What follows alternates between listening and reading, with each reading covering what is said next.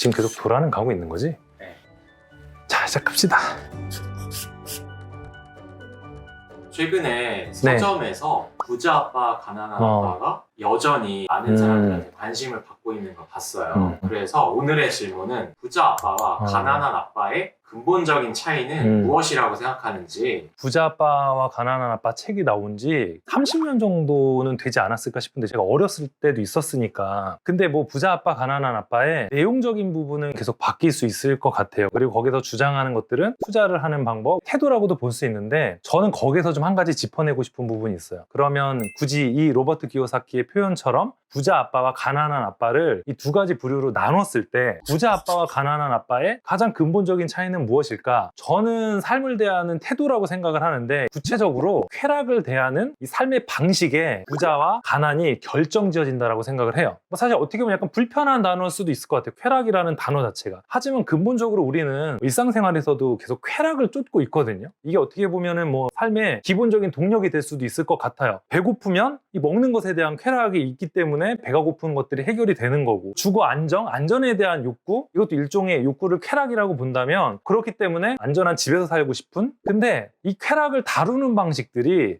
굉장히 사람마다 다르게 나타나는 것 같아요. 예를 들면 쾌락에는 단기적 쾌락이 있고 장기적으로 지속 가능한 쾌락이 있거든요. 이 두 가지에 굉장히 재밌는 게 있어요. 단기적인 쾌락은 뭐냐면 어떠한 행동들을 했을 때 즉각적으로 반응이 오는 거예요. 예를 들면 맛있는 음식을 먹어요. 뭐 맵고 짜고 달고 자극적인 음식 먹으면 바로 느낌이 확 오잖아요. 이런 건 즉각적인 쾌락이라고 볼 수 있을 것 같거든요. 친구들을 만나서 술을 마시거나 같이 뭔가 어디 여행을 가거나 이런 것도 어떻게 보면 당장 즉각적인 쾌락을 주는 요소라고 할 수 있을 것 같아요. 우리가 매일 겪는 상황에 대입해 보면 아침에 일어날 때 5분 더 자고 싶잖아요. 그때 5분 더 자면 사실 5분만 더 자진 않죠. 이때 느껴지는 즉각적인 쾌락이 느껴진다는 이야기죠. 아주 극단적인 예로 이런 쾌락의 정점에 있는 것들은 뭐냐면 담배 같은 경우도 일종의 즉각적인 쾌락을 주는 도구이기도 하고, 이게 법적인 테두리 바깥으로 넘어가면 마약 같은 경우가 아주 극단적인 위치에 있는 단기적 쾌락의 요소라고 볼 수 있을 것 같은데요. 반대로 이 단기적인 쾌락은 지금까지 이야기한 거를 들어보면 아시겠지만 장기적으로는 유익하지 않은 경우가 굉장히 많아요. 사실 마약이 위험한 이유는 당장 주는 쾌락을 위험하다라고 하는 건 아니잖아요. 그것보다도 이게 장기적으로 지속됐을 때 뭐 신체라던가 정신건강에 치명적인 영향을 미칠 수 있기 때문에, 안 좋은 영향을 미칠 수 있기 때문에 금지하는 거거든요. 술, 담배 둘 다 같은 범주 안에다가 넣어볼게요. 당장은 굉장히 좋죠. 기분도 좋아지고 뭔가 마음의 안정도 느껴지고. 하지만 이게 장기적으로 지속되다 보면 좋지 않은 결과가 나타나게 되는 거거든요. 담배를 피게 되면 폐암 가능성이 굉장히 높아지는 거고, 술을 마시게 돼도 마찬가지잖아요.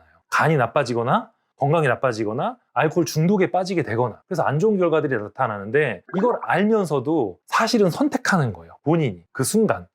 근데 선택한다라는 거를 본인은 인지를 못하겠지. 하지만 사실은 이 단기적인 쾌락을 선택할 것이냐 말 것이냐는 개인이 순간적으로 무의식 중이라도 본인이 선택을 하게 되는 거거든요. 장기적인 쾌락 같은 경우는 이렇게 볼 수 있을 것 같아요. 예를 들면 아침에 1시간 일찍 일어나서 명상을 하거나 책을 보거나 이런 것들은 사실 당장 쾌락을 느끼기는 어려워요. 그렇지만 이게 좋다는 건 누구나 다 알아. 언제 좋아요? 당장은 좋지 않지만 이게 5년, 10년 습관으로 쌓이고 나면 반드시 어떤 특정한 순간에 성취의 쾌락이라던가 배움과 깨달음에서 얻는 쾌락이라던가 이런 종류의 쾌락을 얻게 되는 거거든요. 운동도 마찬가지. 운동이 나쁘다라고 생각하는 사람이 어디 있어요? 적절한 운동을 매일 하면 좋다는 건 누구나 알고 있잖아요. 근데 그걸 못하는 이유는 뭐예요? 즉각적으로 얻어지는 쾌락이 없기 때문이에요. 운동 같은 경우 당장 힘들잖아요. 책도 당장 읽으려면 힘들죠. 그렇지만 이 쾌락은 언제 느낄 수 있어요? 3년, 5년, 10년이 지나면 그때 알게 되는 것들이거든요. 그러니까 지속 가능한 쾌락, 그때 가서 느낄 수 있는 쾌락을 유예할 수 있는 능력이라고 해야 되나? 이 쾌락을 유예할 수 있는 능력을 가진 사람들이 근본적으로는 성공하게 되는 것 같아요. 이걸 우리가 쉽게 이야기해서 절제와 인내라고도 표현을 하잖아요. 이 부분이 전 동물과 인간의 가장 큰 차이점이라고 생각을 하거든요. 동물은 참을 수가 없어. 당장 쾌락이 있는 건 동물은 해야 되지만 인간은 선택할 수 있어요. 당장 쾌락이 있는 것과 당장은 쾌락은 없지만 5년, 10년 뒤 나에게 지속 가능한 쾌락을 줄 수 있는 유익한 것들을 구별할 수 있고 선택할 수 있는 능력이 있는 거죠.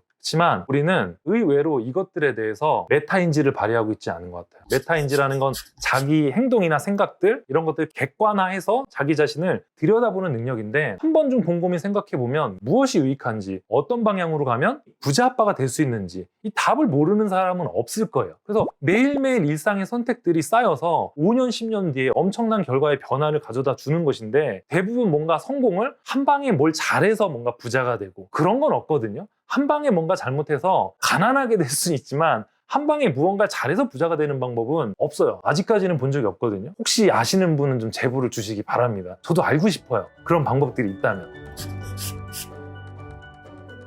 결국 좋은 습관이라는 건 본능을 거부하고 장기적 쾌락을 선택하는 습관인데 장기적으로 지속 가능한 쾌락을 선택하는 횟수와 빈도와 기간이 늘어나면 늘어날수록 그 사람은 부자 아빠가 될 가능성이 크고 그렇지 않고 단기적인 쾌락을 쫓는 사람일수록 저는 가난한 아빠가 될 가능성이 굉장히 높아지는 것 같거든요. 결국 부자 아빠 가난한 아빠의 게임은 1, 2년의 게임이 아니라 10년, 20년의 게임이기 때문에 당장 뭔가 취할 수 있는 어떠한 순간적인 쾌락들 사실 지금 유튜브를 촬영하니까 순간적인 쾌락을 여러 가지 돌려서 얘기하려고 하니까 많잖아요. 이성을 뭔가 만난다라던가 순간적인 쾌락으로 유흥에 빠지는 사람들도 많이 있고 그런 것들을 과감하게 거부하고 장기적으로 유익할 수 있는 쾌락을 선택하는 지혜를 가진 사람 그런 절제와 인내를 인지할 수 있는 사람이 저는 결국 부자 아빠가 된다라고 생각을 해요.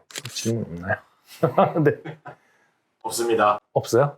이거 너무 완벽한 설명인가요? 오케이.